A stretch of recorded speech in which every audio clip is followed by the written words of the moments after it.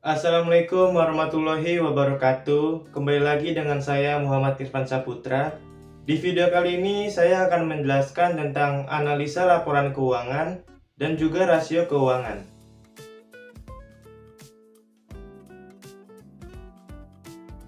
Analisa laporan keuangan adalah kegiatan menganalisa laporan keuangan yang lahir dari suatu konsep dan sistem akuntansi keuangan. Dengan memahami konsep tersebut, kita dapat menjaga kemungkinan salah tafsir terhadap informasi yang diberikan melalui laporan keuangan, sehingga kesimpulan yang didapat akan lebih akurat. Analisis terhadap data keuangan suatu perusahaan dilakukan dengan tujuan untuk memperoleh gambaran tentang perkembangan keuangan suatu perusahaan. Analisis rasio keuangan merupakan dasar untuk menilai dan menganalisa prestasi operasi perusahaan. Analisis rasio keuangan juga dapat digunakan sebagai kerangka kerja perencanaan dan pengendalian keuangan.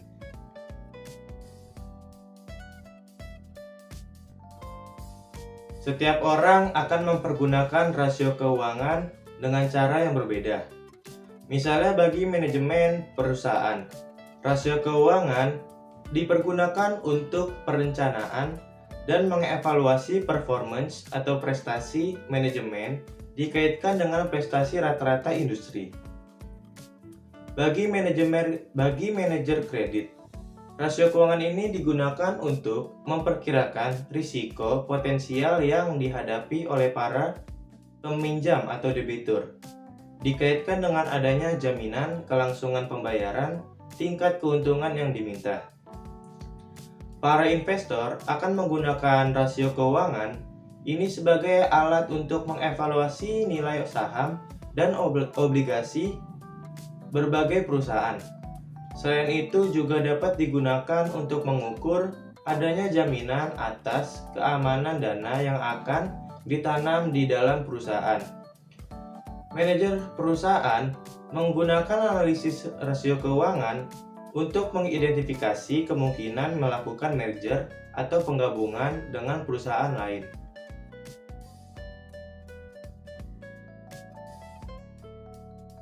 Manfaat analisa rasio keuangan.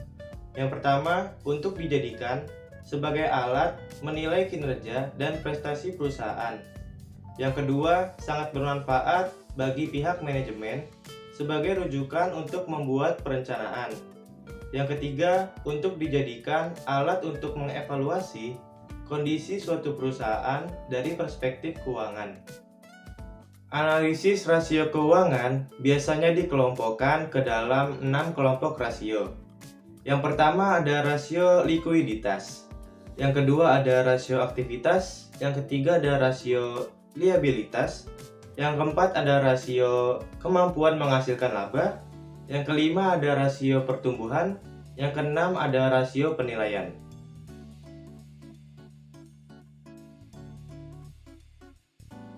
Ukuran yang sering digunakan dalam analisis keuangan adalah rasio, yaitu alat yang dapat digunakan untuk menjelaskan hubungan antara dua macam data keuangan. Cara pembandingan yang dapat dilakukan oleh para penganalisa adalah 1. Membandingkan rasio sekarang atau present value dengan rasio-rasio waktu lalu atau rasio historis, atau dengan rasio yang diperkirakan untuk waktu-waktu yang akan datang dari perusahaan yang sama.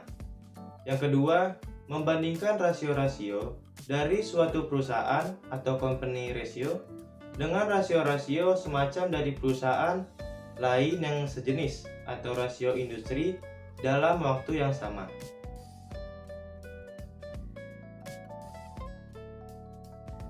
Macam-macam rasio keuangan. Yang pertama ada rasio likuiditas, yaitu kemampuan suatu perusahaan untuk memenuhi kewajiban finansialnya yang segera harus dipenuhi atau kemampuan suatu perusahaan untuk dapat menyediakan alat-alat likuid sedemikian rupa sehingga dapat memenuhi kewajiban finansialnya pada saat ditagih, atau dengan kata lain, likuiditas adalah mengukur kemampuan perusahaan untuk memenuhi kewajiban keuangan jangka pendek tepat pada waktunya. Pengukuran likuiditas perusahaan secara keseluruhan. A. Current ratio, yaitu kemampuan untuk membayar utang yang segera harus dipenuhi dengan aktiva lancar yang dimiliki. Rasio ini merupakan alat ukur bagi likuiditas atau solvabilitas jangka pendek. Rumusnya itu adalah aktiva lancar dibagi utang lancar. Aktiva lancar meliputi kas, surat berharga, piutang, dan persediaan. Utang lancar meliputi utang pajak, utang bunga, utang wesel, utang gaji, dan utang jangka pendek lainnya. Menurut Bambang Rianto, suatu perusahaan harus mempertahankan nilai current ratio sebesar 3:1.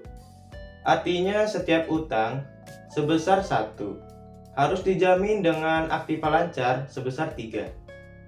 B.